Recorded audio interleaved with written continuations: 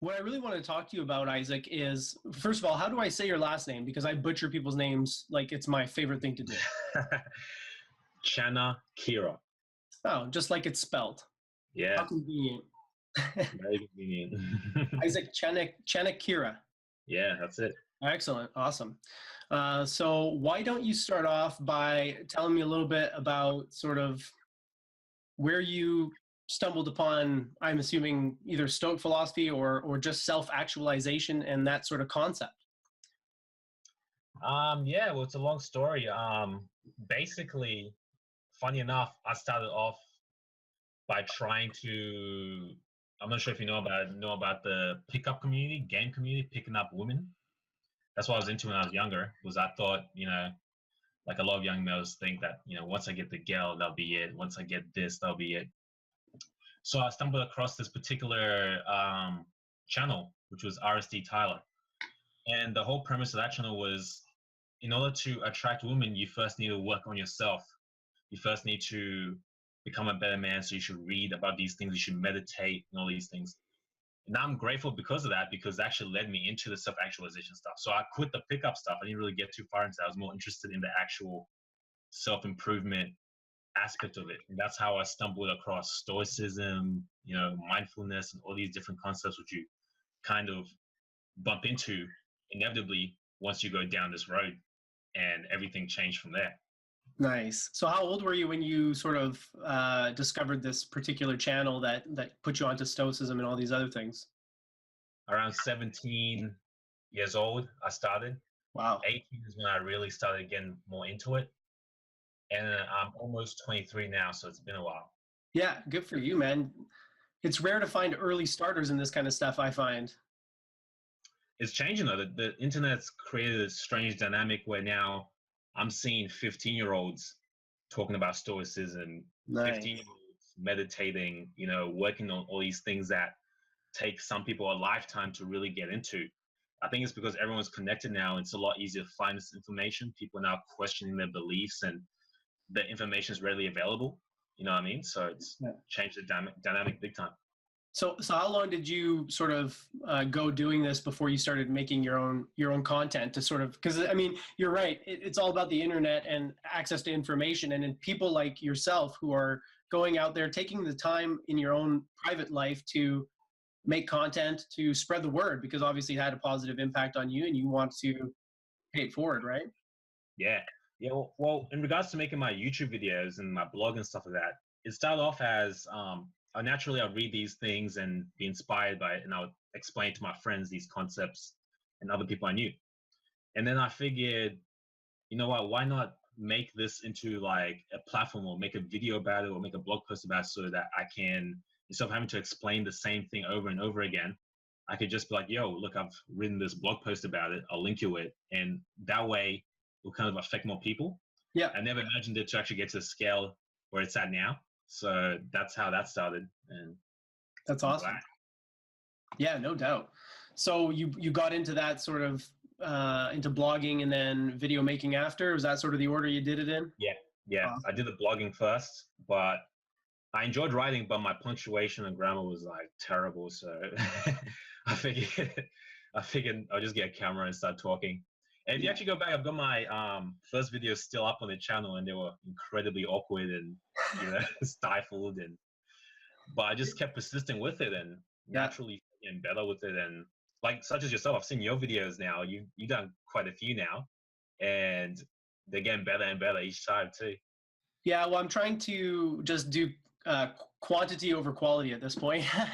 I'm just trying to put it out there. You know what I mean? Same as you, right? Like, very similar stories, right? Like I have friends who know about my obsessions, and who some of them are interested, and so it's mostly my friends and who are interested who watch these videos. But for the same purpose, I started making them because I figured I talk about this stuff all the time. People have asked me questions a ton, so maybe I can just direct them to these little 5-minute videos that are just me driving my car on my way to work and make a quick little comment or whatever. So, but yeah, same as you, like, people are interested, and I didn't realize they were getting interested at 15, which is great news, I think.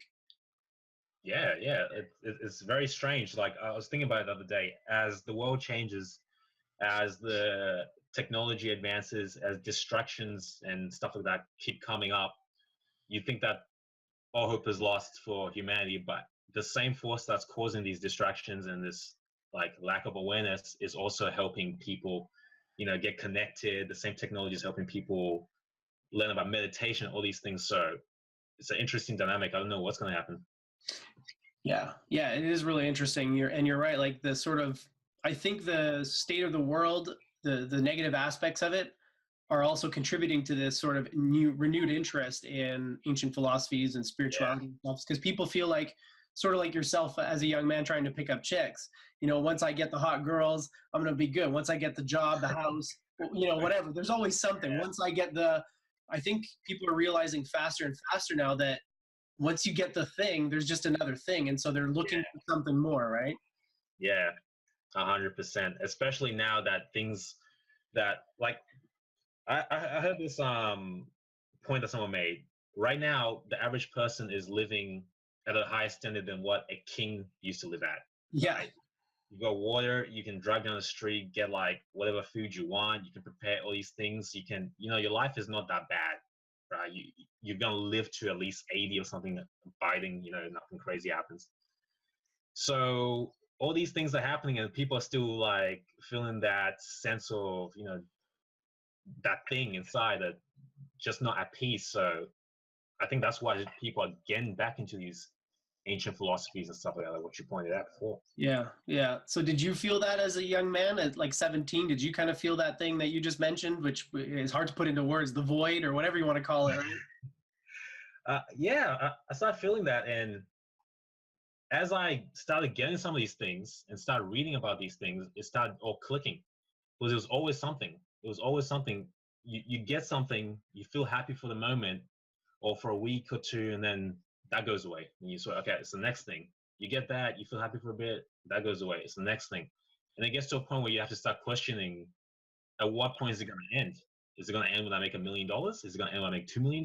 Like, but then you also observe people that made that money. And like recently, the lead singer of Linkin Park passed away too. And that was a big surprise to a lot of people. And it just goes to show you that these material things that everyone's kind of fixated about, that always telling you are going to make you happy, don't really make you happy. These girls, these drugs, there's something deeper than that. Yeah, and sometimes I find so you talk about the material things, but a lot of the times they're not even really material. They're abstract, like fame. Fame is not material, it's abstract. It's a concept.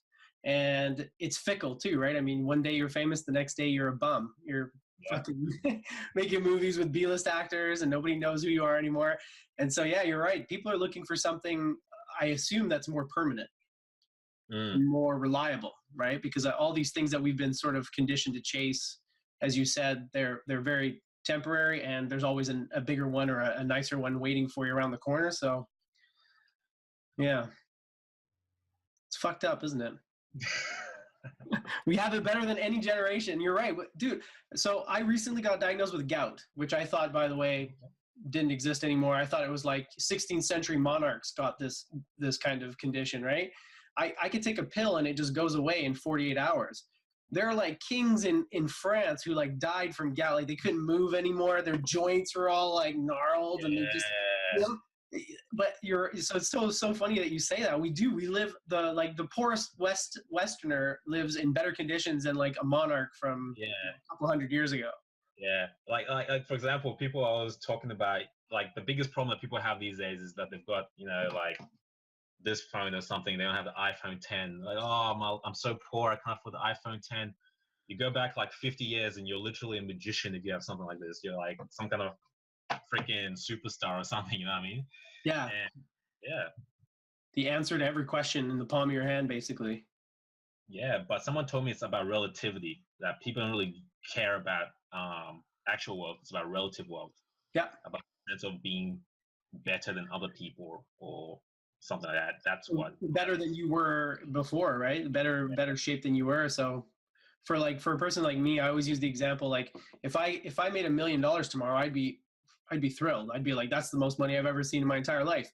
But if you take the same outcome, which is $1 million, but you start at 10, So pretend I have $10 million today and tomorrow I lose 9 of it and I'm down to 1 million, exact same amount of wealth. But because I started at 10 in the second scenario, I'm fucking angry now. I lost so much money. Oh my God. Yeah. The same amount of money though. Yeah, it's crazy. That's a tendency for us to put a bigger emphasis on the loss, the negative, than the gain. I believe it's actually a cognitive bias, loss aversion, cognitive bias. Yep. And yeah, it's strange how the mind naturally, I'm not sure if it's natural or if it's conditioned, kind of operates in a way to observe the negative or observe what you don't have. Yes, or place more importance on it, more emphasis on it than you would. Yeah. And so have you found that it required retraining yourself to sort of shift the emphasis? Because I'm assuming you're not always focused on the negative. You seem like you're a pretty positive, upbeat, and optimal kind of guy. So did it take you a long time to retrain yourself? It took. I'm still learning. I'm still working on it. It's a lot of work. It's not something that happens overnight, because I'm sure as you've read a lot of texts and stuff on this search of, improving yourself. Understanding a concept objectively doesn't mean that you truly embody it. Like you might read something, doesn't really mean that you understand it. You have to really experience it. You have to reflect on it. So it's an ongoing process. It's kind of like how when you read about meditation and Buddhism and stuff, there's this concept that comes up that we're all one, we're all connected. And I can understand that on a logical plane, right? I can understand logically, it makes sense to me when they break it down and you look at it. But I'm not at that stage where I feel it. So I still have those moments of ego. I still have those moments of, I'm the main person. I'm the one. So with every concept, it takes time for you to really gain the wisdom, not just the knowledge. There's a big difference between the two. Yeah, totally agree. Yeah, and you're right. I mean, it's one thing to understand something intellectually, like, yeah, it makes logical sense, space is an illusion. We're all part of the same universe. We're all connected, yada, yada, yada. But to feel that and to experience the truth of it is a whole nother dimension. Yeah, it takes time. It takes a lot of self-work. Yeah. And that's something I'm working on every single day. And that's kind of part of the reason that I made the channel too, to kind of not just teach people that are on the journey, but also show my progress as well, so that when people look at it, they might be able to watch videos that I made, a couple years ago and say, oh, Isaac was making these videos, and in the future, like, wow, look at the progression. Okay, he's made that progression. I can make that progression. Right. Well, and it's good for you to see as well, I imagine. Yeah, it's crazy. Yeah. Yeah. I mean, because I think it's too easy to lose sight of the progress that you made and then to, again, revert back to fixating on your shortcomings or your failures. So, 5 years ago, I was a really angry guy. Always lost my temper. Now I lose my temper maybe 1/10 of the amount of time. But if I don't remember where I started, every time I lose my temper now, it might be a lot less, but I will still get frustrated with myself for a shortcoming, right? So it's good to see the progress and where you started, keep things in perspective. Exactly, man. Like, you always got to reflect on that. It's crazy. Yeah. Well, dude, I'm super impressed that you started this stuff at 17. Not impressed even, like, I'm so happy for you because you've got such an advantage going into your 30s, man. You're like, I figured this shit out in my 30s. You're already there. It's like, just keep going. You're crushing it. Yeah, I hear that a lot, but at the same time, whenever people tell me these things, and they're like, "Oh, bro, I'm impressed by your mindset. Oh, you're crazy. This is amazing." What I always reflect them is that I'm human, and it's nothing from my side. It's more luck and circumstances that brought me to where I am. Mm-hmm. Some people that you see in a negative light, let's say like a drug addict or someone who behaves negatively, it's not always their fault. It's a lot of times the circumstances, what they were taught, what they were brought up with. So I was lucky enough to be in a position where all the cards fell in place, all the variables came together for me to see these insights, start making videos, and be where I'm at. So I just luck, and yeah. Yeah, but you had to be in the right headspace. I mean, like, yeah, the conditions were right, but the conditions are right for millions of people, and they don't all follow your path. You know what I'm saying? True. So, it's funny what you say. Like, I work with people who've been released from federal penitentiary.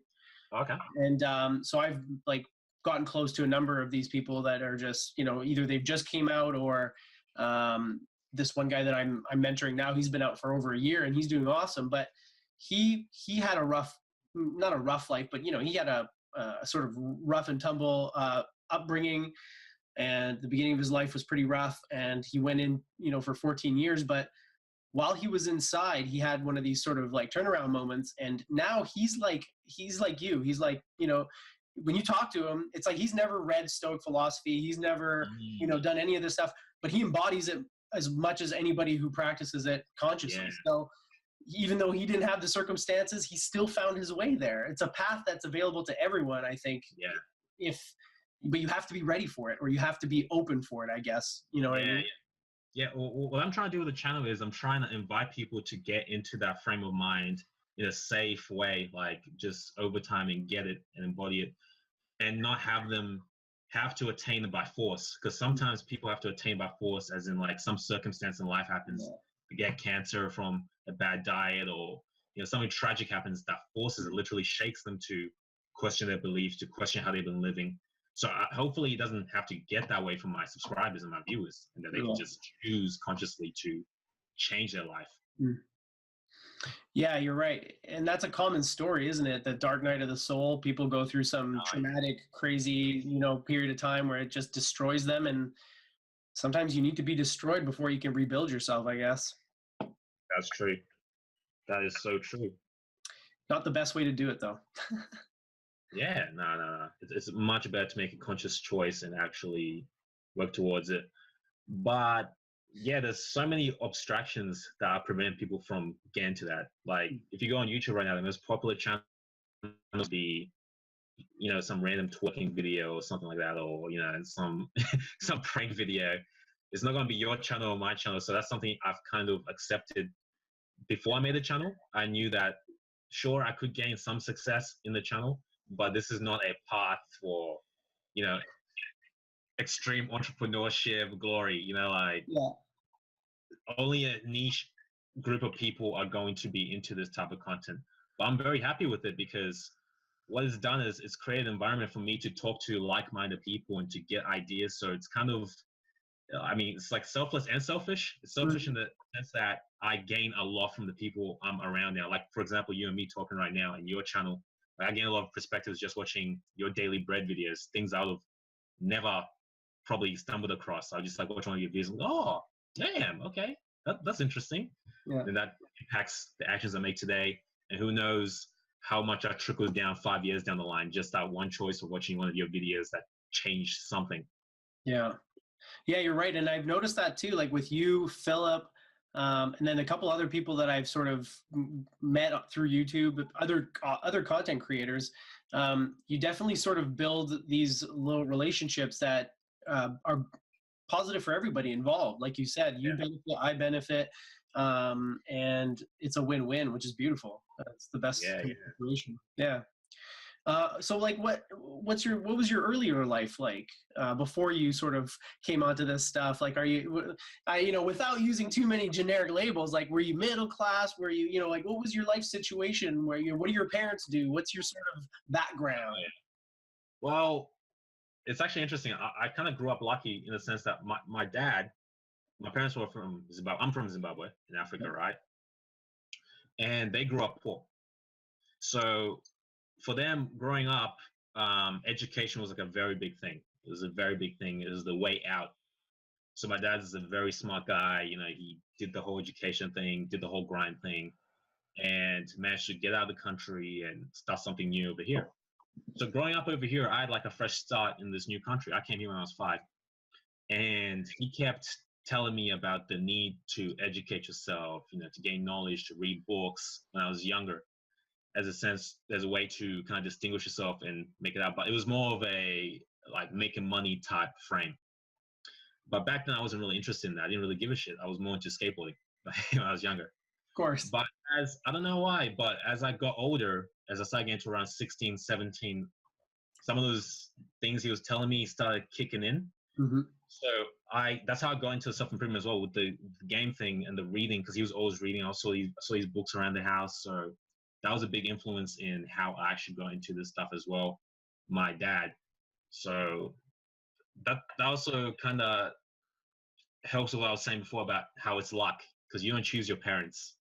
I could have easily had a different father who was, not about any of that stuff, and I can imagine it would have been much more difficult for me to pick up a book. Yeah, no doubt. I mean, even when you have parents who are encouraging you to read, I think it's hard to pick up a book. So yeah, I mean, if your parents don't care, they don't do any effort to get you to open a book, then you're going uphill. Yeah, but I didn't grow up in any crazy circumstances that forced me to really embody this. Luckily, it was more of a conscious choice on my behalf, more of a realization that, look, this is life, it moves so fucking fast. And who knows what's going to happen after this life? All I do know for a fact is that I'm here right now in this life, so why don't I make something of it? And the way I'm going to make something of it is by working on myself, by meditating, by reading all these things and trying to get to the bottom of these, concepts. And that's where we're at now. Nice. So are you kind of like building a repertoire of different things? Because obviously you're not just reading one tradition or one discipline. You branched out. I think the first video I saw of yours was James Allen. I think that's pretty sure that's how I caught wind of you. And I was like, I like this guy. I like this guy, Yeah. As a man thinker. That's kind of an obscure one. I mean, not a lot of people know about that one. And I remember reading that one early on in my process and being blown away by it. It was like game changer for me. Wonderful book. Well, I stumbled across these things because my whole thing, what I realized at a young age was what's going to determine the quality of your life is your mind, right? Like how your mind operates.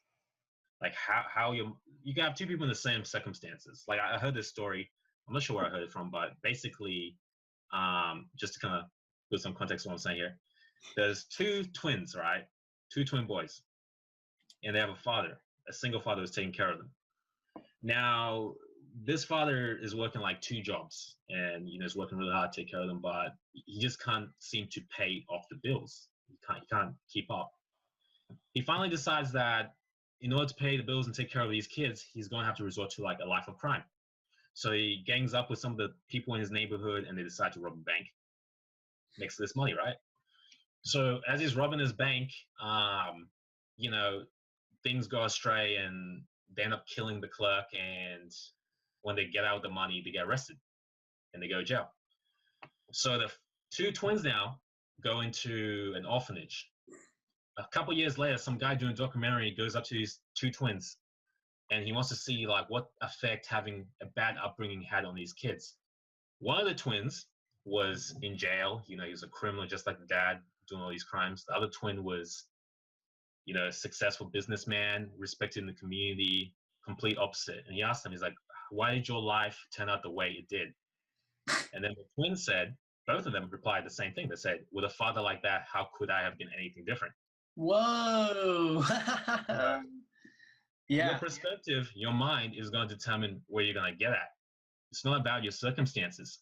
That's why I fell in love so much with Stoicism, because it was all these things I was thinking of, and it was just written, it's just written so nicely, so concise, so poetically. And it was like thousands of years ago. That's why I fell in love with Stoicism, was embodies that. So my whole concept of my channel is, okay, we have our mind. What mechanisms does our mind play? What cognitive biases do we have? What mannerisms, like what's the ego? So I'm really trying to understand that so I can help people overcome their minds, because once you unlock the mind, everything else is easy. Building that goal physique is easy. Sticking on your diet is easy. Making that money is easy. Everything else is easy once you can master your mind. Yeah, it's very true. Yeah, it's crazy, isn't it? Because it's the one thing that it's kind of like the story about the two school fish who are swimming off to school, and then the old fish comes the other way and goes, "Hey lads, how's the water?" And then the two fish keep swimming and they're like, "What's water?"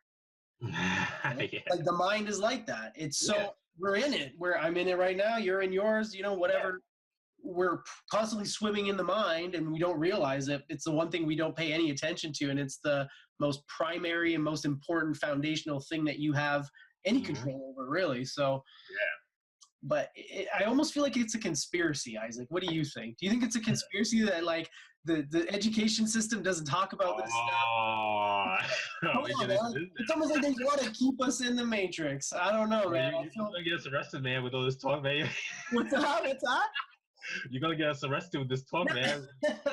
Listen, Tell me, realize they're missing. man. Well, I don't know. I don't think it's deliberate. It is. It is a conspiracy, 100%.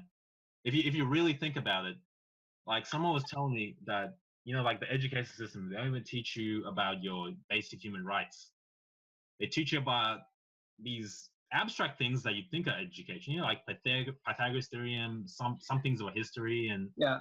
random shit that no one really uses. You know, you spend a lot of time on Pythagoras theorem. How much of the population is going to use Pythagoras theorem? Yeah. How much of the population is going to use calculus? And dude, like, I'm a freaking engineering student. I got this mechanical engineering math book here, and I'm talking shit about it. So, yeah. That's hilarious. Oh man. Yeah, like you know what? It's funny that you say that. You're right. Not very many people use it, but there are people who do use it. And it's funny because I made that exact argument to a friend of mine, and he's a cabinet maker, and he's like, "Oh, dude, pi. I use pi all the time. Pythagoras, like, you know, if you're a carpenter, you're doing a roof. The roof pitch is Pythagoras. It's triangles. But you know, for the most part, you don't use it, and the people who do use it, they have to relearn it because guess what? They didn't retain it in school. They didn't pay any fucking attention to that stuff because they thought it was useless at the time. So I don't know, man. You know, I dream of a day where people can start as early as you all the time because it's part of the education system, you know? Like it's just something that you start doing in school when you're in elementary school, like the art of living or, you know, philosophy or just basic sort of It's kind of like the video you made. You made a video, I think it was today or yesterday, about a Musonius Rufus quote about embodying your philosophy and not just, you know, teaching it or talking about it. A philosophy should be something that you embody.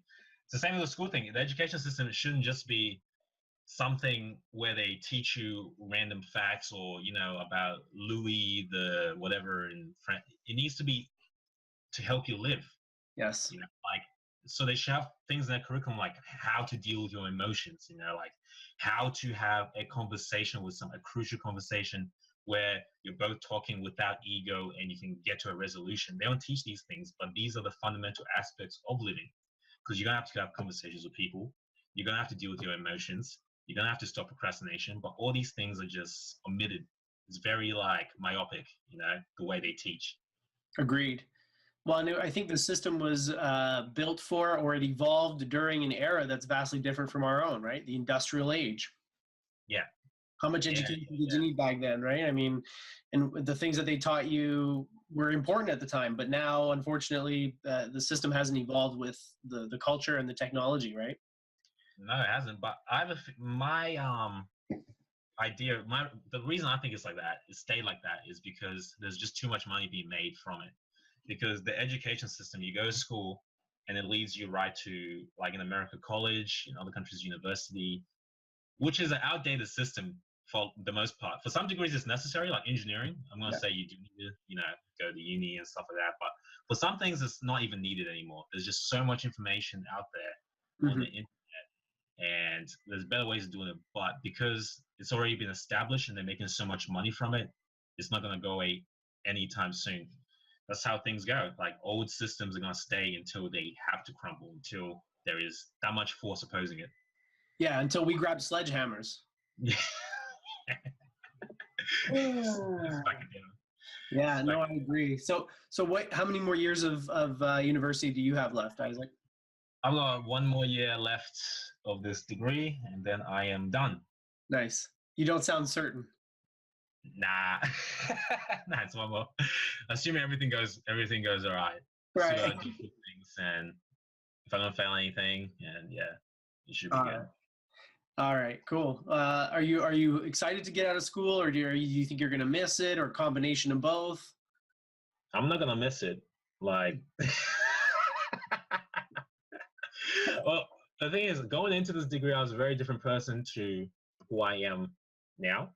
Right. I started when I was 18. I was still, like, the reason I got into mechanical engineering specifically is because I was always good at math, physics, and stuff like that. And at this stage, I can still do it. It's not a big passion, but it's just a job, you know. Yeah. And I can still do it. So that's how I feel about it at the moment. It doesn't call to me like this other stuff does. Doesn't seem, you know. Yeah. But this other stuff, if you had gone that route in university, say with philosophy or psychology, I don't think you'd be making videos right now. I don't think you'd be into it. You'd probably think it's stupid. Yeah. Well, my girlfriend actually does psychology, and she says it's not what you think it is. The same with philosophy, like what you said. A lot of philosophy is just, you know, studying other philosophy. It's not asking those deep questions. It's not. No. It's not like, you know, the Republic by Plato or something. You know, it's not.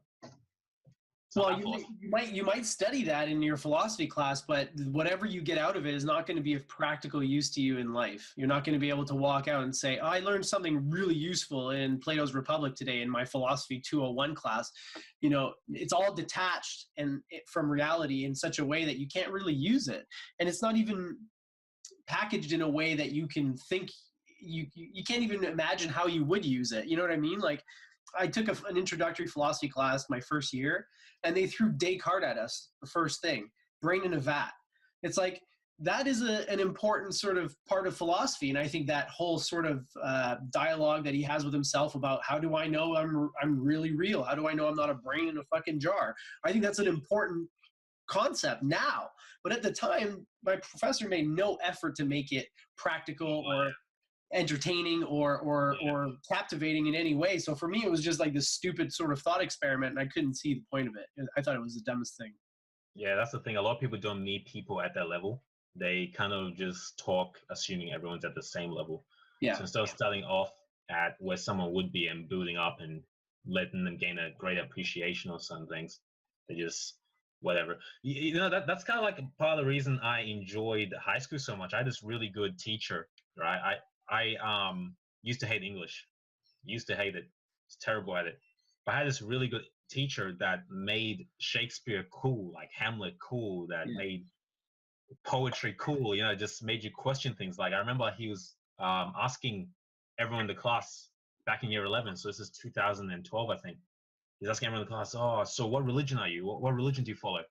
And then he was asking, oh, why do you follow that? And at the time I was thinking, wow, this guy's an asshole, man. Like, why is he asking students what religion they are? Like, why is he questioning people? That's terrible. But now I kind of look back and I'm like, wow, this guy was actually trying to get us to think, right? Because a lot of us were brought up in whatever, like given some beliefs, whatever religion, and that's all you know. And you never question it. You never think about, well, what if these other religions are right? What if this other spirituality path is right? And he kind of planted that seed. I always ask people, like, whenever I talk to, like, I'm not against any religion. I'm not atheist or anything like that. But whenever I talk to someone of a particular religion, I ask them, it's like, why do you follow that religion? If I talk to a Christian, why do you follow that religion? When I talk to a Muslim, why do you follow a religion? And they just tell me, oh yeah, because this. And I'm like, but have you looked at these other religions, right? They're like, oh, nah, they're wrong. You know, I'm like, but have you read? I asked a Christian, have you read the Quran? They're like, oh, yeah, no. Have you looked at it? Or you ask a Muslim, have you read this? So, you know, like no one's looking outside their tunnel vision. Yeah. And that's something I always invite people to do. Is like, don't be so close-minded. Don't just adapt something and run with it. You should always be questioning yourself, questioning what you believe, questioning what you've done in the past or what's true. What did Socrates say? Unexamined life is not worth living, or something like that. Yeah, very true. Words to live by, I think. But often that's the last thing we want to examine is our own life, right? Yeah. Because who knows what we're going to find there. It's too painful to examine. Yeah, okay. Well, yeah, exactly. And you know, like you talked about the ego earlier, it's one of those things that the ego is a fragile construct. It's a house of glass, you know, just ready to shatter at the merest, you know, flick. So people are, if they think they're their ego, if I think I'm my ego, I don't want to go and poke around in there because what if I break the whole thing, you know? Exactly. Oh man. I feel like that's why you know, things like Netflix and all these other things are so popular because they provide distraction from asking these deeper questions. Instead of reading about Seneca on the shortness of life and contemplating time and life, and if life is short, you'd rather watch The Real Housewives of Atlanta and see what Shanae or whatever is doing. Yeah. It's much easier, it's much easier. You deal with your death when it comes, so yeah, like deal with it when Yeah. you have to. But for now, we can have fun. Yeah, exactly. Binge watch your shows and don't ask too many questions, right? It's funny because like you mentioned death. I think that's a pretty big one, isn't it? Like, what's your view on death? Have you managed to overcome your sort of instinctual fear of it? Do you have any hope for what comes after death, or is it just kind of like something that is in the future and you'll deal with it when you get there? I feel like I've come to terms with it, or at least my own. Like I've come to terms with the fact that, one day I will die. One day, life will end.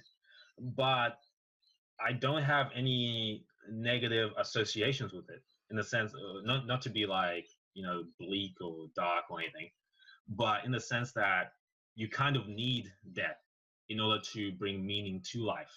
Because I've had the thought experiment where I thought, okay, what will happen if death was a concept that didn't exist, right? Let's say death didn't exist and I could just live forever and ever and ever and ever. Would I be excited to make these videos? Would I be excited to do anything? Would I be excited to work? Would I do anything? Would I just lie in bed the whole day? Because like, who cares? Like, I'm gonna live forever. Do I need to do anything? Like, I'll do something in the next 200,000 years. Like, I got so much time on my hands. So I feel like it's necessary in the sense that, yeah, it does bring meaning to life.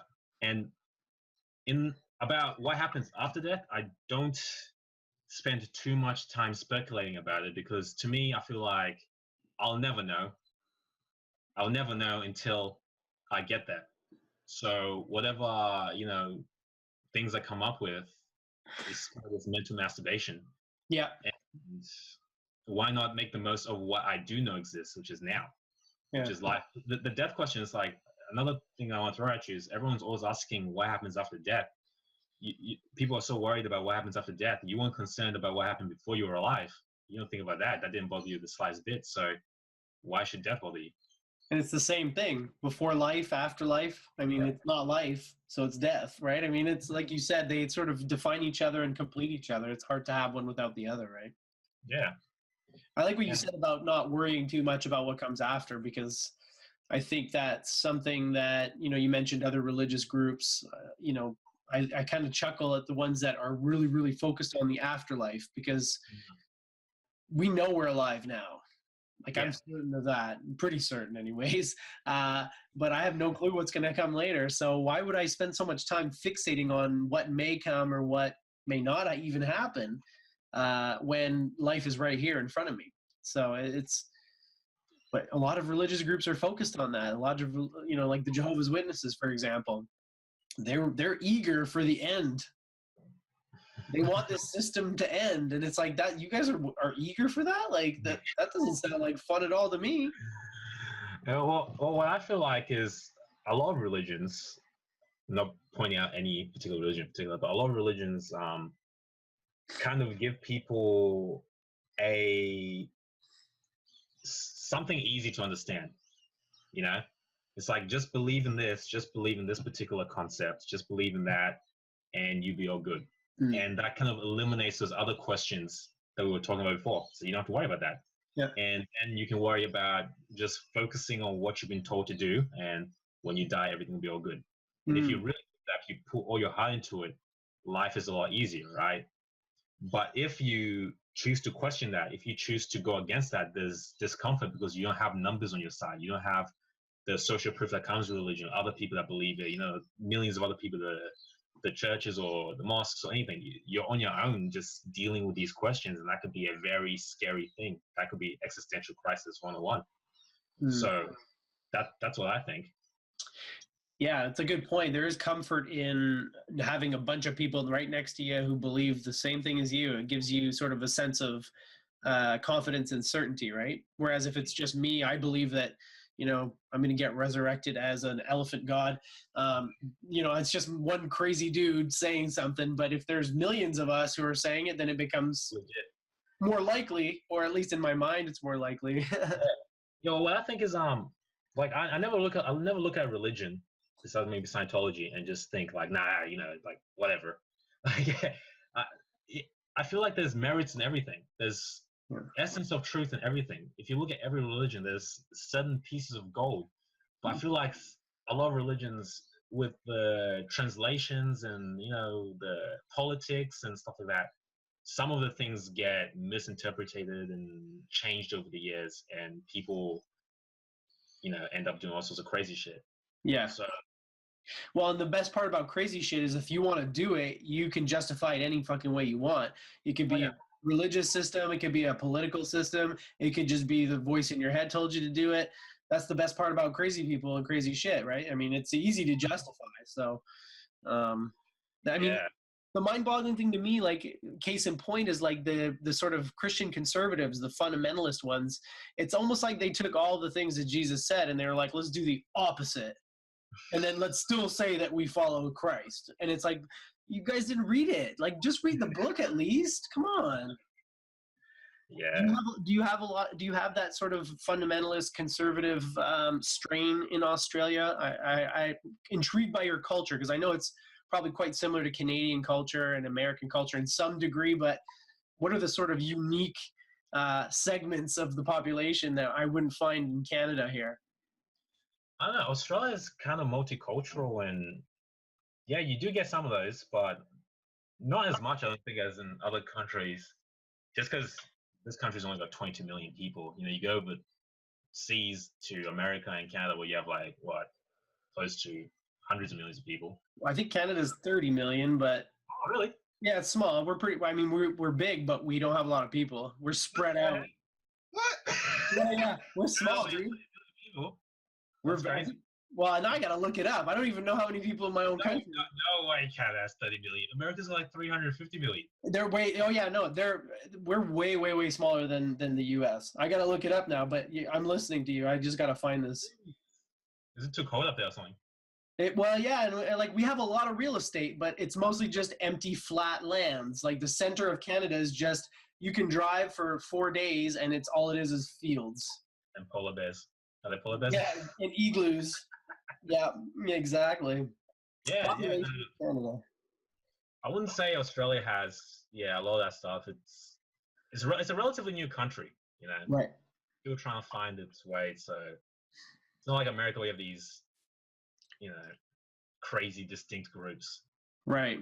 A lot of stark divisions in the US, hey? I mean, it's quite like the divides are very clear and very it's like most people they're either this or they're that. There's not a lot of people who are just kind of in the middle, who are like, it's like you got to pick a color, right? You got to be one or the other.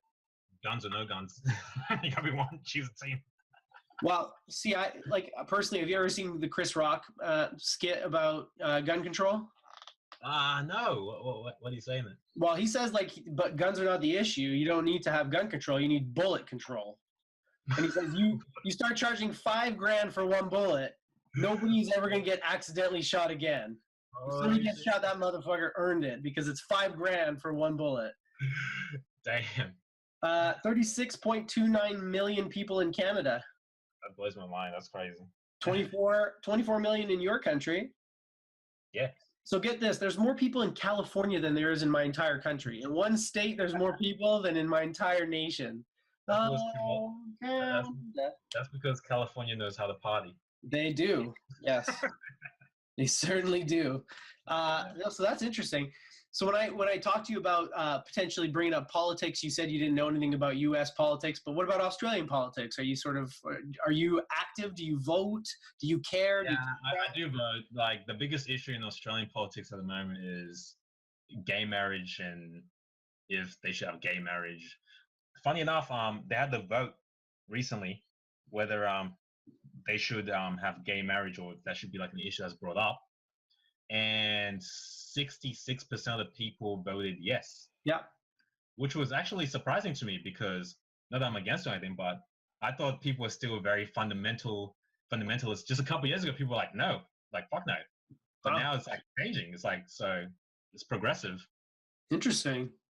That quick, eh? In a few years, the sort of tide turned and people were like, meh.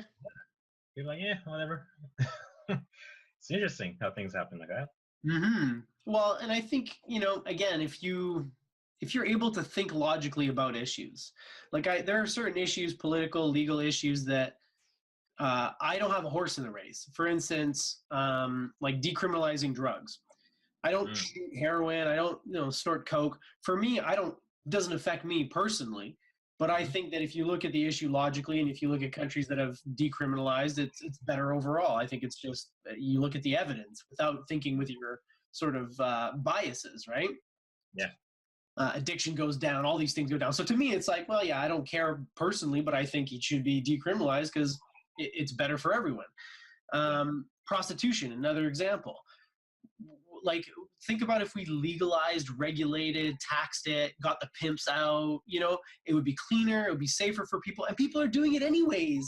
It's like making it illegal doesn't stop anything. So decriminalize it, legalize it. So gay marriage is another one of those issues for me. It's like, I'm not a homosexual, but I don't dude, marry the person you love. It doesn't affect me for shit. Like, why are there people arguing about this? It's like, you don't like gay people, don't be gay. That's the best thing you can do. Other than that, it's like, what else are you gonna do? It's like I think the issue over here is it's like a religious issue. It's over the definition of marriage. The biblical definition is between man and woman. That's what a lot of people are not too happy about, because they say if you get rid of that definition, all hell is gonna break loose. Kind of like, I'm not sure, is it Canada where there's like a million different genders that people identify themselves as? No, I don't think so. No. So you're thinking about Jordan Peterson? Are you familiar with that? Yeah. People are afraid over here. They're like, we don't want, these clear, distinct lines to be breached, and that was the fear. The funny thing to me is that these clear, distinct lines that we're talking about are abstract concepts that we invented. Oh yeah. I mean, some of them are based on physical realities. Like, obviously, half the people have penises, the other half have vaginas.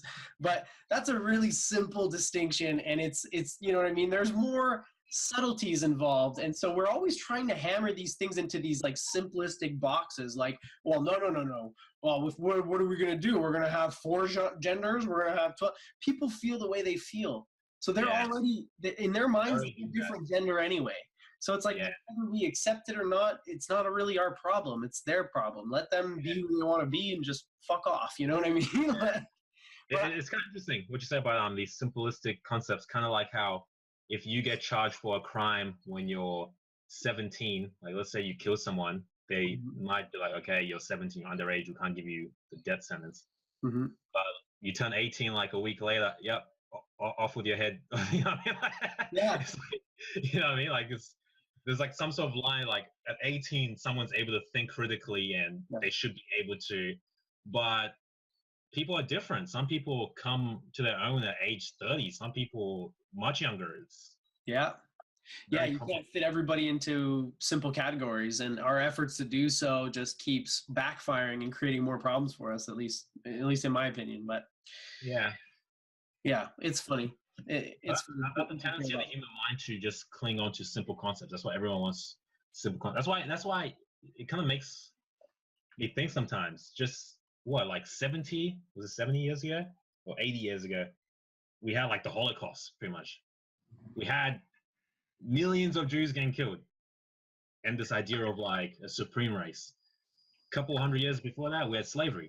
Like, people are not as evolved as they would like. The technology is evolved. We've got rockets that go to Mars and stuff, but some of the basic shit people can't get their heads around. That's why you have problems like climate change, or all this crazy shit that's going on right now. You have these huge discrepancies in the world wealth. Like, I heard some crazy thing of like how the top 1% owns like 80%, some crazy shit like that.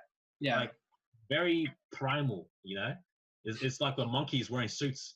Yeah, it really is. Oh, and that's something that you mentioned earlier, that I had the same sort of reaction when I read Seneca, because here's this 2,000-year-old dude, writing letters to his buddy, and maybe he's talking about the circus or the gladiators, but replace that with the NFL.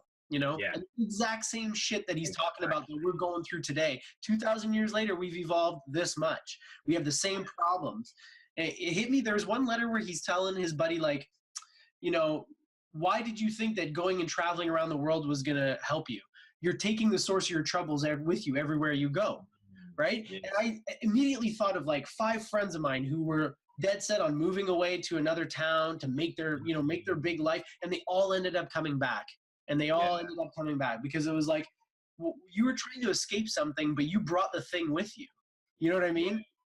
So yeah, it's crazy. We haven't changed. We have technology, you're right, but psychologically where we have not matured or advanced very much in 2,000 years, if at all. It's kind of dangerous. It's kind of dangerous now because 2,000 years ago, you have an egomaniac, some guy suffering from megalomania, and what happens is they'll have like some war or something, and 2,000 people will die, you know, it's in armed combat.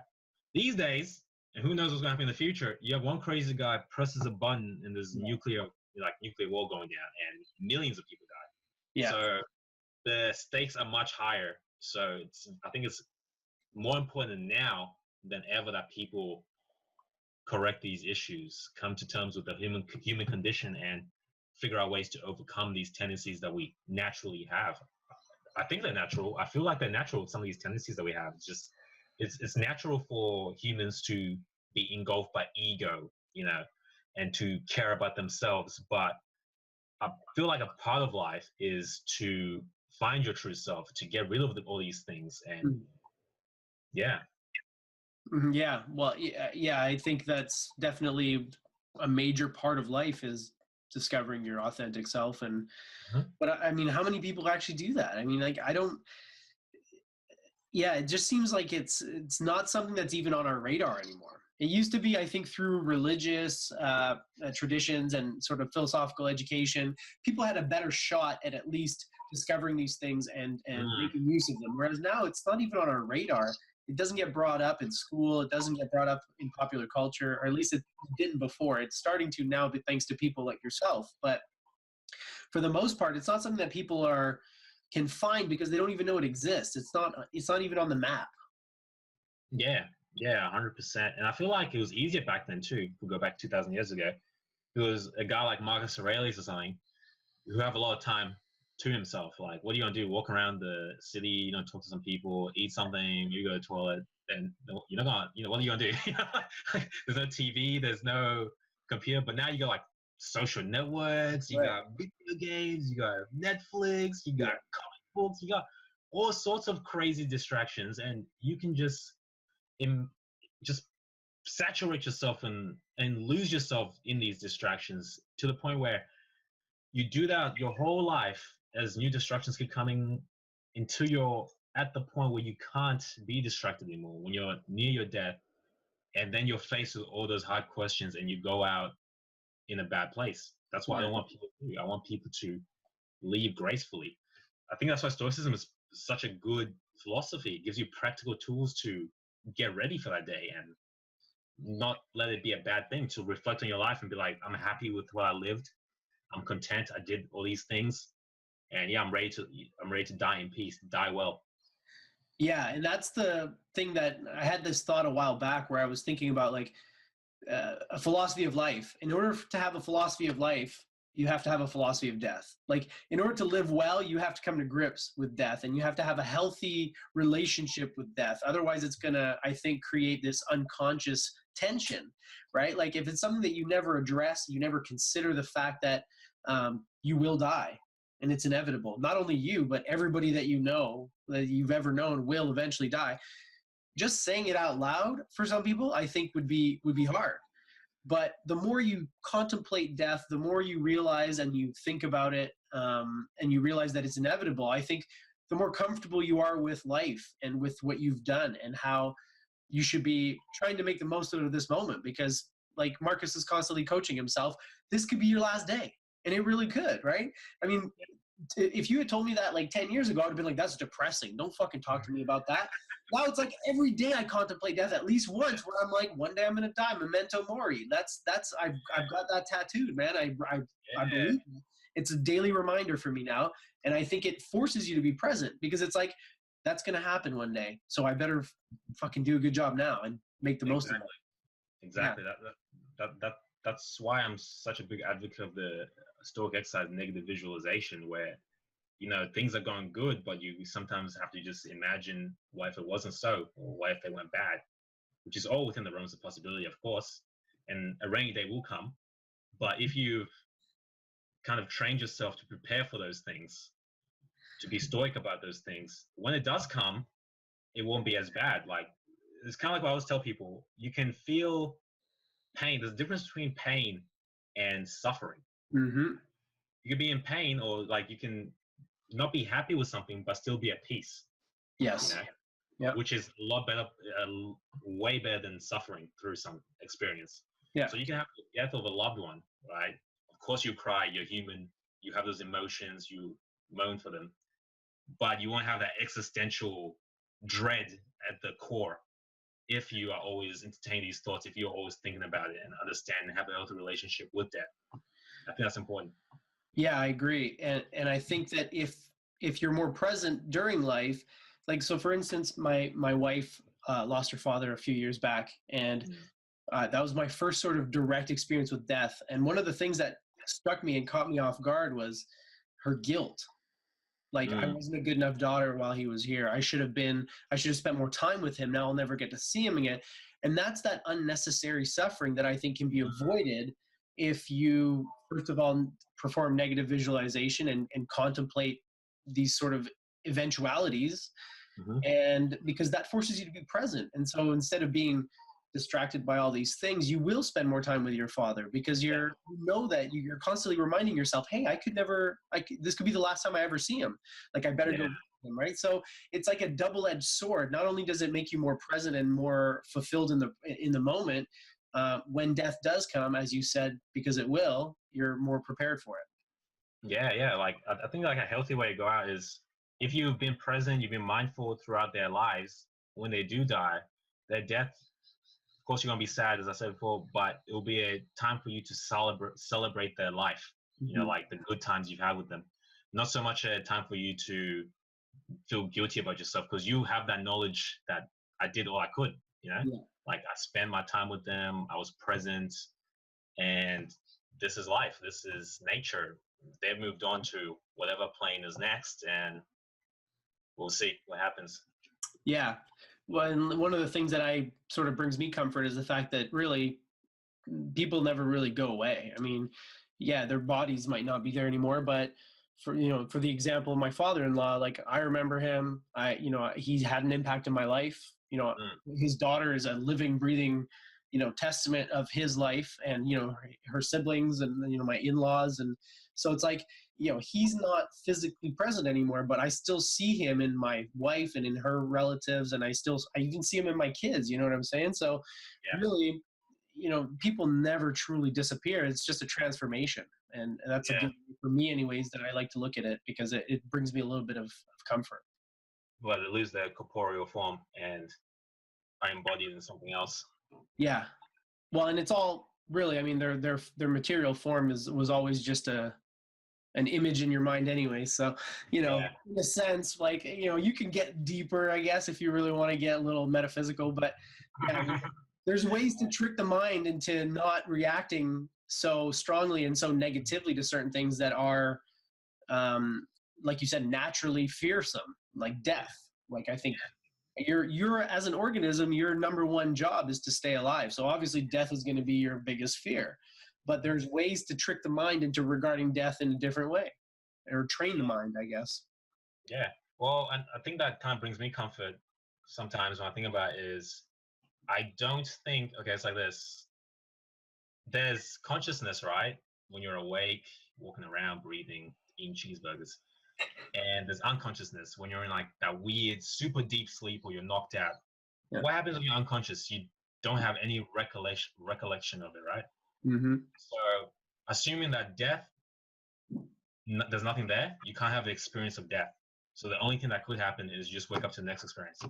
Yeah, and that's like, that sounds like straight out of Alan Watts's mouth, my friend. I heard him say something very similar once, and it's like, you can't have an experience of no experience. Yeah. So actually, people. That's 100% Alan Watts. Yeah. I love that. That's a great one. Yeah. Well, dude, it's all common property. I mean, but yeah, no, you're totally right. I mean, a lot of people picture death to be some like dark room, and you're there experiencing nothingness, and it's like, no, you don't have an experience of nothing. That doesn't exist, right?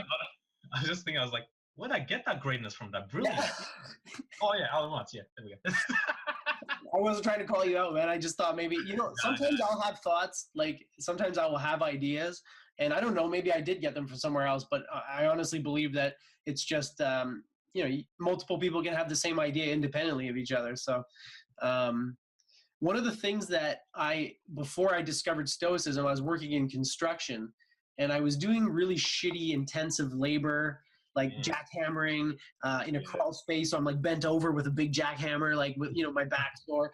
And one day I hit like a breaking point, and then I started asking myself, like, what makes one job enjoyable and another job miserable? And I started to think about it, and it was like, really, like, it's just how I look at it. And I started thinking about like Jedi mind tricks. You got to look at your job differently. Like, you're getting paid to work out. Look at it as a workout. And so even before Stoicism, I started flirting with this idea. And then, like yourself, when I first read Marcus, within pages, it was like coming home. It was like he was telling me what I had sort of already felt, but like you said, in a beautiful way and in a sort of more elegant way. So, I'm eternally grateful for Stoicism, to be honest with you, because it's now created this shift in my mindset where whenever there's something negative that happens, I don't have to kind of just be the victim of that. In my mind, it's almost like I can't lose. Everything's a gain. Positives are good, negatives are good, because I'm like, it's a test of my stoicism. Training time. He's like, let's see how patient I can be. Like, the other day I took my mom to the hospital to get checked up, and I was waiting in the waiting room with her for like 6 hours, man. Like, it was a long time. I was just thinking to myself, like, I could actually feel my body getting tired and the thoughts coming along. It's like, oh man, it's so boring. Come on, can we hurry up? And I was like, no. Stoic, this is easy. You do this for 2 days. You know what I mean? Like, you actually feel your mind just like changing. It's like, this is like some kind of game now. It's like, am I gonna let this get to me? How can I take this situation and flip it around and make it into a positive? So I was telling guys, like, when they come up to me, they're like, oh bro, my girlfriend just broke up with me, or like I feel so devastated. I'm like, no, turn this around. This is a gift. This is a gift. Use that energy. Now you've got this surplus of energy that you have never had before. Use that and channel that into something else. Don't look at this as like, this is the end of the world. There's always something to gain up almost any negative situation if you look at it the right way. Or if you can't see it right now, you have to have faith in the fact that there's something to gain down the road. Yeah. This comment up there about this guy, I think they made a movie about him. Like, he had his hand stuck between a boulder and he had to chop his own hand off or something. And like, come on, you're chopping your own hand off. Like, what's good about that? How can you be stoic about that, right? But later on down the road, after he survived, like, he wrote a book, he's doing these public speaking gigs. They made a movie. So he's made a lot of money from it. And his lifestyle is probably a lot better than what it was before when he even had his other hand. So there was something in game for that. Yeah, and I bet you, even if none of the other stuff happened afterwards, he would have been so stoked to just be alive, right? I mean, he was gonna fucking die there. He had to drink his own urine, got to cut it off with a rusty knife. So, yeah. And so this is another thing that I wanted to ask you about, your thoughts on this sort of, Alan Watts calls it the law of reversed effort. So he says, like, for example, if you try to hold on to your breath, you're going to lose your breath, right? If you're in water and you try to grab the water, you're going to sink. But if you just let go, you're going to float, right? So it's like sometimes you have to get what you want. You have to do the opposite of what you think you need to do. And so this guy cut his own hand off, survived, probably was just super stoked to be alive. And because he just was happy to be alive, the universe was like, have a book deal, some motivational speaking. And he's the right person to get it because he really appreciates it. I bet you anything, after you came this close to dying, you're going to appreciate everything. So exactly, it's like when you stop chasing it, it finds you. You know what I mean? Exactly. Yeah. Sometimes you have to be put in those situations to actually appreciate it. It reminds me of this scene in the movie Fight Club when Tyler Durden pulls out a gun on some shop clerk. And then asks him, like, what are your goals? What are your dreams? And the guy tells him his dreams is like, you better do it by tomorrow. I'm going to kill you. And then he lets the guy run. He's like, oh, why'd you let him do that? He's like, tomorrow he's going to enjoy his bread like so much. Right. You know what I mean? Like, that quote. Breakfast will never be so sweet as it will be tomorrow. Yeah. Exactly. That movie and that book, man, that's some subversive shit. Like that book, that whole story still stands the test of time to me. Like, I've watched it so many times, and every time it's like, holy shit, this guy was onto something. That book, yeah, Fight Club and I like the Matrix series as well. I feel like that's very deep. Mm-hmm. Those two are great. Yeah, it's funny too. Like I've noticed from studying Joseph Campbell and the hero's journey, the monomyth, I found that a lot of kids' movies have these hidden messages, these hidden themes. Even one that's like the Lego movie. Have you ever seen that one? No, I haven't seen it. The original Lego movie. It's like, I don't want to call it a kids movie because it's ridiculous. It's hilarious. It's so funny, and there's so many adult jokes in it, but ultimately, like if you watch the Lego movie, it's the Matrix. It's like the same story, right? And or like the original Star Wars trilogy, right? The lowly farm boy who's the chosen one, right? Like the Luke Skywalker. It's always the same motif. It's always the same idea. Like Mr. Anderson working in his cubicle, and then he ends up being there's a moment where you're told, no, actually you're not the chosen one, and then as soon as they stop caring, that's when they become the chosen one. You know what I mean? And it's the same idea. It's the reversed effort. It's like as soon as you stop caring about that shit, it comes to you. You got to just let go and just focus on the other stuff, right? Yeah. I got a question for you. What are your thoughts on, this is a thing that comes up in self-improvement books a lot of the time, the law of attraction? Well, I think that's kind of what we're talking about in a way, because it's you do attract things, but it's not always by straightforward means. Like a lot of these things ensue, like happiness. If you chase happiness, you're going to be forever unhappy. So you have to make the right conditions for happiness. And so once you have the right conditions, you will attract happiness. To me, that's kind of what the law of attraction is. And then the other side of that is affirmations and auto-suggestion. I mean, if you're constantly reaffirming things in your head, constantly visualizing things, then of course you're going to attract those types of things, and you're going to unconsciously make decisions that are better for that sort of that situation or circumstance or whatever it is that you're visualizing. But I don't think that it's like a matter of like visualize your parking spot and it's going to be open for you. Like, the Secret, that documentary, like I watched that and I was like, that's such bullshit. Like there's a truth there. There's a truth there, but then they took it and they just wrapped it in bullshit. Yeah, they took it and they made it something that you can market and sell to people. It's exactly. Quick fix solution. Yeah, write out your $1 million check and look at it every morning, and you'll be a millionaire in a week or whatever. And it's like, and to me, that sort of spoils it right away, because the fact that people are trying to teach you how to use this to make money is like you're corrupting it. The money is a byproduct, just like the happiness and all that stuff. So, but what are your thoughts on it, actually? Yeah, like I 100% agree with you, because I was initially like put off it because of the book, and the usual like, oh, I wrote this check for $2 billion and I got it because I started thinking about it. I'm like, nah, man.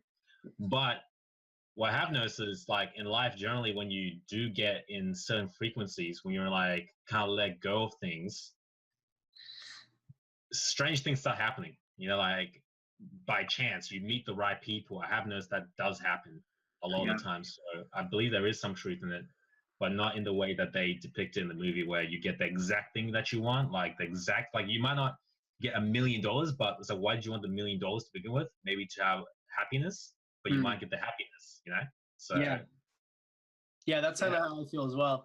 Carl Jung calls them synchronicities.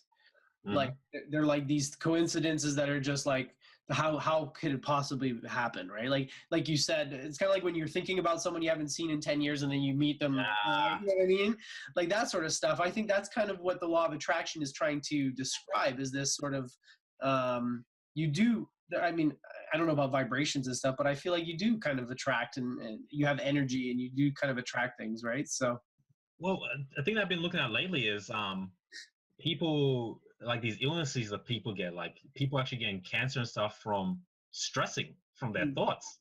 Like your mind can affect your body at a very real level. And I never really thought about that, but I've been reading these books, like this book that my girlfriend recommended to me called The Habit of Being Yourself or something like that, by Joe, what's his name?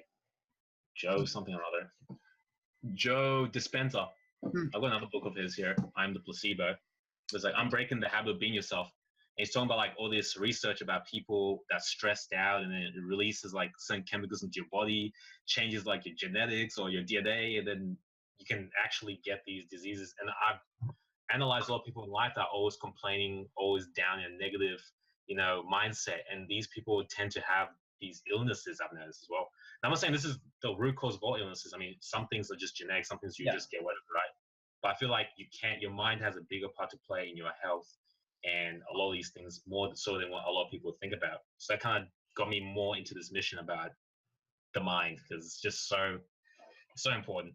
Yeah, well, like you meditate. You've mentioned it already. Obviously, you've probably heard about some of the benefits of meditation, physical health benefits. So that right there is proof positive that by tinkering with your mind, it has a very real effect on your body and your health. And the title of that book you pulled down, Placebo, I mean, that's another thing. You believe that you're getting the cure. Therefore, your body goes, let's cure this motherfucker, and you're cured. It's like, you got a sugar pill, dummy. Like, you believed it so hard that you cured yourself. Like, that's the mind, right? It kind of makes sense, though, because if you think about it, like, your subconscious mind, it's responsible for all these things, like your heart beating, like regulating your body's temperature, this crazy intelligence that you have no part to play in, right? Yeah. So if you can somehow get it to be on your side, your body's already got all the things to fix whatever illness you have. It just needs to fix them. Yeah. Like all these pills and stuff, they just kind of help and facilitate the environment for your body to do the rest of the work. When you get a cut on your arm, it's your body that repairs you, right? Right. So it's definitely the mind that has a part. So if your conscious mind is somehow influencing your subconscious mind through the things that you say, creating an environment that's not the best, then it will impair recovery.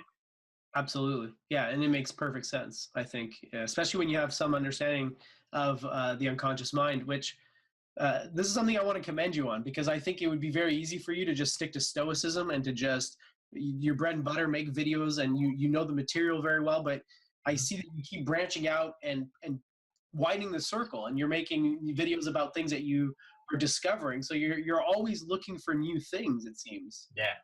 Yeah, I feel like it's not a good idea to stick to one thing and get one perspective. Because sure, I could just read a bunch of Stoicism stuff and become like some of these zealots for Stoicism. Some people that Don't get me started. Don't get me started. Ones that like so no, that's wrong. He said this in the discourse, line 7. I'm like, come on, bro. Like, don't you worship Zeus, Isaac? Yeah. It's like, no, the Stoic would do that. The Stoic would never do that. That's right. Like, yes.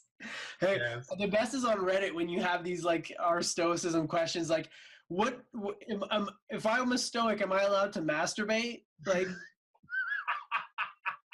is that your fucking pressing question right now? You're not a Stoic. There, let me answer it for you right away. You're not a Stoic. Yeah. I never want to kind of put myself in one category, so I'm always trying to read different things. So, like, in my search, I've looked at Stoicism, I've looked at different philosophies, I've looked at, like, neuro-linguistic programming. Like, some people don't look at that because, like, that's pseudoscience. We don't want to, no, I don't care. Like, I want to see if it's helped some people, I want to look at it.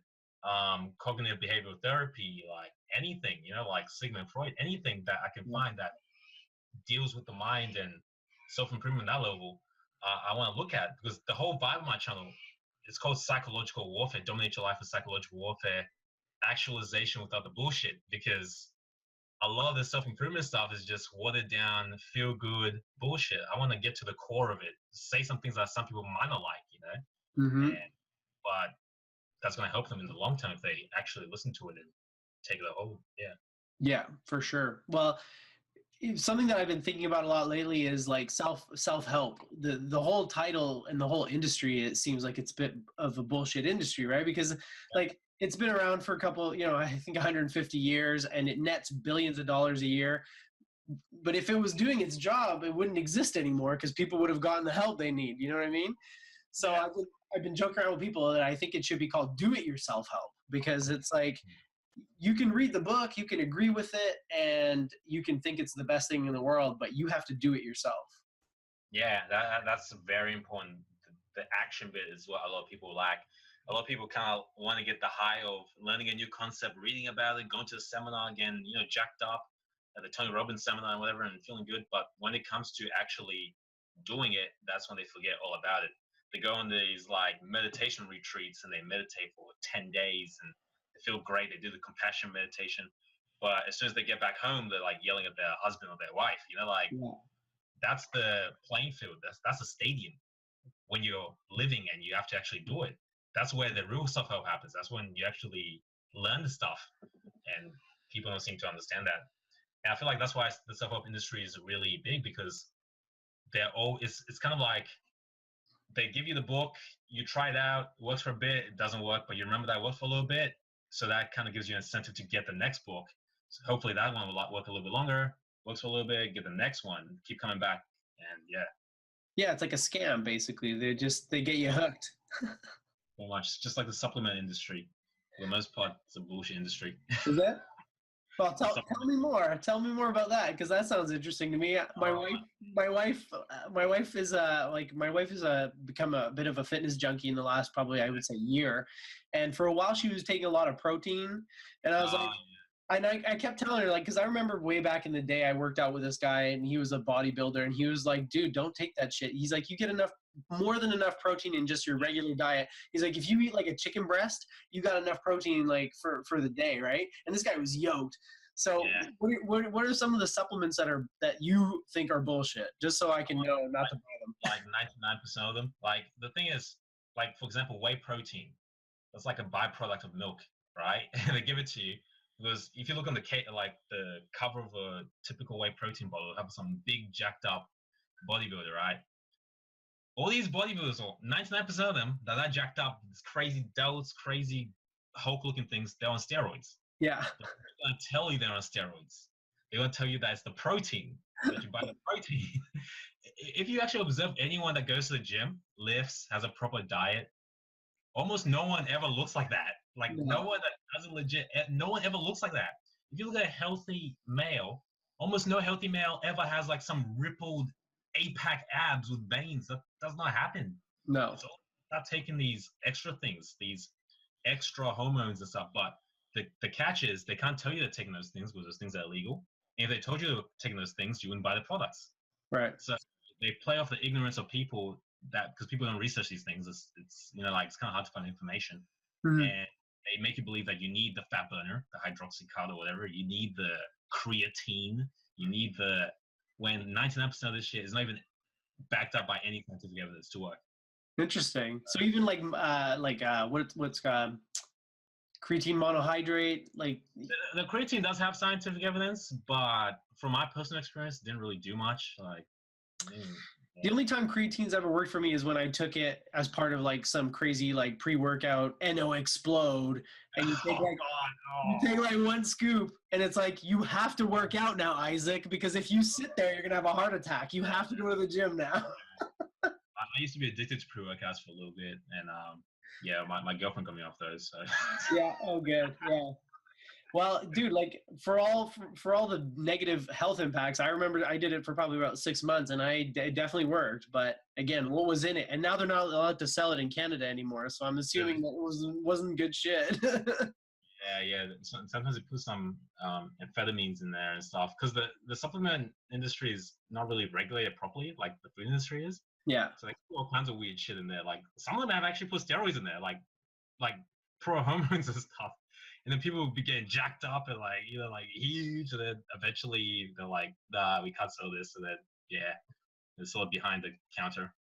And then there's some angry, jacked up guy at the supplement store saying, "Where's my NO Explode? I need it." I've actually tried the NO Explode stuff. Oh, have you? Yeah.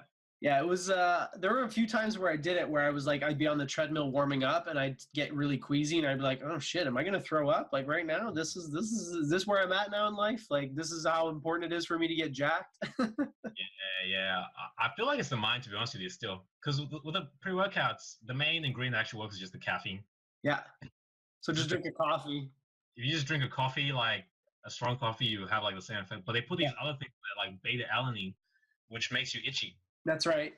So when you feeling the itchiness, you're thinking, God damn, this thing is working. Like I'm feeling itchy. So your mind's like, I'm on this stuff. I'm feeling itchy. I gotta go hard, and you do go hard. It's placebo. No, as opposed to novel. You know, like Yeah, that makes a lot of sense. And I can totally see that being the case.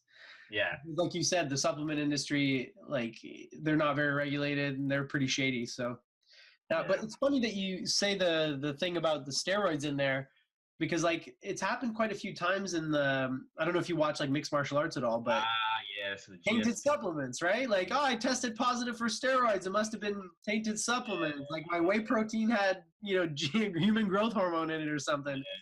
The John Jones excuse, yeah. Yeah, exactly. Yeah. Oh, there must have been steroids in my cocaine, right? That guy, man. The only person who can beat John Jones is John Jones. He's his own worst enemy. Yeah, pretty much. I was actually a big fan of his, but sad to see that he, took the party lifestyle. The steroids a bit too much, and Yeah, I was a fan of his as well, especially when he was coming up. I thought, I loved watching him because like he was doing crazy shit, like spinning back elbows out of the clinch, and like he was just ragdolling people like they were little children, like 205-pound guys, and he would just fucking throw them across. Like he was amazing. And then he just, again, you keep saying it comes back down to the mind, Isaac. John's problem is his mind, right? I mean, he was on a podcast and he was saying before every big fight, he used to go out on a bender and do that, because then it would give him an excuse in case he lost. So it's all insecurity, ego, doubt, eating up at him, and everything that he does, all these mistakes are a result of that, I think. Yeah, some people have what they call self-fulfilling prophecies. Yeah. And I used to have them as well, especially for exams. I still distinctly remember I used to always be the guy that would help people before the exam. And like, I'll know my shit, like I really know my stuff, and people would be coming to me. But come the exam, I would just blank out and just freak out and have some nervous breakdown and just couldn't do it. And I would like do really bad. And they'll come up to me afterwards, like, oh, bro, how'd you do it? And I'll do worse than the people I was teaching, right? So this happened a few times, and it got to the point where it just kept happening, because what happened now is my mind was primed for that. Like I was conditioned to think that was going to happen. So I'll go into the exam and I'll literally make myself make these mistakes. My brain would no longer work, just so I could stay congruent with this idea my ego now ahead of me. It's like, oh, I fuck up during the exams. Right. And once I started working on that, like with all this work, once I got rid of that, I started doing well in the exams. So the self-fulfilling prophecy is definitely a real thing. The mind is, I don't know. Can't stress it enough. Yeah, it's so crazy, right? Yeah, and I think that's pretty common. Like, so what for you, was it like the pressure of it being a test? Like when there was nothing on the line, you were crushing it, and then as soon as it was like it's official, I have to do well, it was like the pressure would just get to you. Yeah, the pressure would get to me, but the thing that made it worse was the memories of me messing up in previous tests. So at some level, my mind's like, oh, you're gonna mess up again. Oh, you're gonna mess up again. Oh, you're gonna do it again, you know? You're a scumbag, man. And once you get in that frequency or that mode of thinking, that is what happens. You kind of, that law of attraction thing again, you're asking for it. Yeah. So how did you get over that? Was that part of sort of your mental training that you've been working on, or? I got over it by meditation. So like, instead of focusing on messing up in the exam, before the exam, I would think about me kicking ass or like the strategy I would take into the exam. And I would like, right before the test went, like as soon as they said, okay, time, you can start right now, I'll take like a couple of deep breaths right before the test, just get my mind in that safe zone, just kind of like chill out a bit, to look at it and have a more strategic approach, slow things down a lot. And once I did that and started having a more strategic approach, answering the questions I could, slowing things down, my results just like went way up, as opposed to freaking out, going, oh. Because another thing that bothered me is like, I would make these exams like life or death. It's like, oh, if I mess this exam up, it's going to be the end of me. It's going to be the end of me. But when you start meditating and you start, considering that there's more to life than results, than a degree, than the job, or all these things, once you stop putting so much value into those things, and they're just concepts, like, like what you said, they're just concepts. Yeah. It doesn't really, like, what, I'm going to do the best I can do now. Even if I fail, it doesn't matter. It's the same with the results too. Waiting for the results used to bother me so much. I would be thinking about 24/7, rule my day for 2 weeks, 3 weeks until the results came out.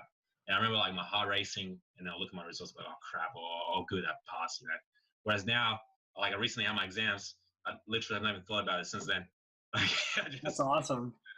I do it, I forget about it, I look at the results. Did I do good? Sweet. I did bad. Oh, I'll do it again next year, or I'll drop Yeah. it. There's no threat to myself. I don't get harmed from it, and that's the good thing about it. Yeah, so it's almost like you derive your own sense of value, self-worth from something else that's not external. It's not, at least it's not exams, right? Exactly, which is a big problem for a lot of people. They derive their sense of worth from their job, or like the wife they have, or the kids they have, the town they're born in. It's always something that they attach themselves to. And if they lose that thing, they get divorced, their ego is shattered because it was part of that concept. That's right. Yeah. That's crazy, man. Well, I'm glad that you're doing so well. I'm glad that you've gotten over some of these little like hurdles that you're telling me here. I've had lots of similar ones, man. Yeah, like for me, writing was a big one. I used to have lots of problems with writer's block, and I would like basically since 2013, like I've been a lot happier and more peaceful and more at ease with who I am. But basically, like everything stopped affecting me except writer's block. And then because I was trying to write books about what we're talking about today, and I felt like I had something that I had to give back, I had to share these ideas with people, I put a lot of pressure on myself, and it kept coming out wrong.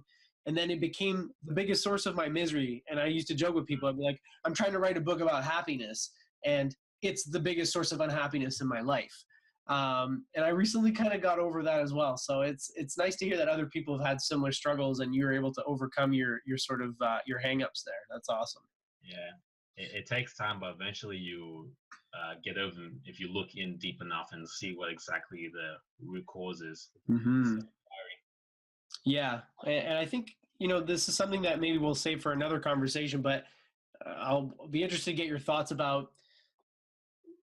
I don't even know how to describe it. I feel like a lot of people, when you talk about looking within, they don't really understand what that means. And so like for me, I'm an only child, so I've spent a lot of time in my head. I'm a naturally introspective person, so I'm familiar with within here because I spent a lot of time in there. But for people who have lived almost exclusively in an external facing way, introspection, reflection, exploring the psyche, if you will, these are foreign concepts.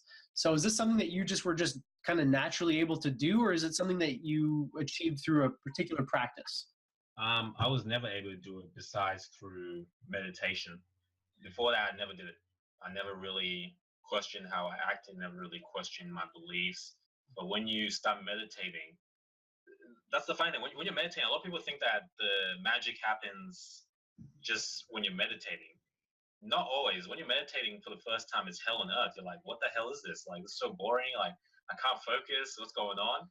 But the byproduct of that meditation lingers on throughout your day and throughout other times. You just have these random moments of just silence. Just standing there, like, waiting for something. You just, like, chill. And when you analyze these thoughts, you now have the silence. You now have the magnifying glass to analyze thoughts that you perhaps just kind of accepted previously as just, this is my mind. And that's when the introspection begins. It's like, because you look at that thought and you think, oh, why am I having that thought? And then you have another thought. It's like, wait, if I can analyze this thought, am I this thought? Or like, there's layers and layers. It's just layers and layers of it. And it just builds up, and you can decide to disregard certain things. You don't put so much value onto thoughts that come into your mind. Not everything that comes into your mind is yours, whereas previously everything that came into your mind is yours. And that creates the pathway to change, I believe. So like when you say meditation, because I think that word can mean a lot of things to different people, is there a specific kind of meditation that you started with, just out of curiosity? Yeah, to begin with, I just started, it was actually interesting. I used to just sit down on this chair and just look at the moon. And that's it. I just look at the moon and try focus on that and try look at it without looking at it and giving it a judgment like this is the moon, or giving it a word moon. I just looked at it for what it was, try to see the essence of it. Right. And while I was doing that, it kind of quieted down my mind a little bit, or put me in this different state where I could actually pay attention to my thoughts. Right. And be like, oh, okay. And then I stopped doing that and started doing more mindfulness type meditation, where I would just pay attention to everything, like the feelings, the sensations, the thoughts. And I like that meditation more because you can do it anywhere. Like, I feel like sitting down is good because it creates a really good environment for you to remove distractions. But if you really want to get good at living, you have to incorporate that into life. So as you're walking around, just feeling the ground underneath your feet, as you're like talking to someone, just being fully present to the conversation, listening to what they have to say, like I feel like that's the most important meditation, because that's going to directly help you quicker into life. Right. Yeah. No, that's interesting. I like that, because I think a lot of people are under the impression that in order to meditate, you have to sit cross-legged, hold your fingers like this, like what you're describing is a lot more similar to what I would consider meditation, which is on the job meditation. Like Yeah. you have the grocery store lineup, the till is, you pick the worst till, it's like super slow. There's an opportunity to meditate right there. You know what I mean? Exactly. And by directing your senses into different things, like you said, the ground beneath your feet, or things that you'd never notice normally. Like when you're drinking water, pay attention to that feeling of the water going down your esophagus and follow it as far as it goes. Like simple things like that to draw your attention to things that you normally don't notice. That's how you start, eh? Even at work, I remember I used to do this boring ass job where I'd stack shelves and super repetitive, but I just all being bored about it and being in this depressed state, I thought, you know what, I'm gonna use this as a chance to meditate. I'm gonna like be 100% conscious with every single movement I do, like pick this up in a particular way, put it on the shelf, and pick this up, put it on the shelf. Like every single motion was just super, like a lot of awareness in it. And the funny thing that happened was it started becoming more enjoyable. Yeah. Because it's almost like a game. You're just like paying attention. It's like, how present can I get? Or sometimes when I'm sitting down and meditating, I do this thing where I try listen, right?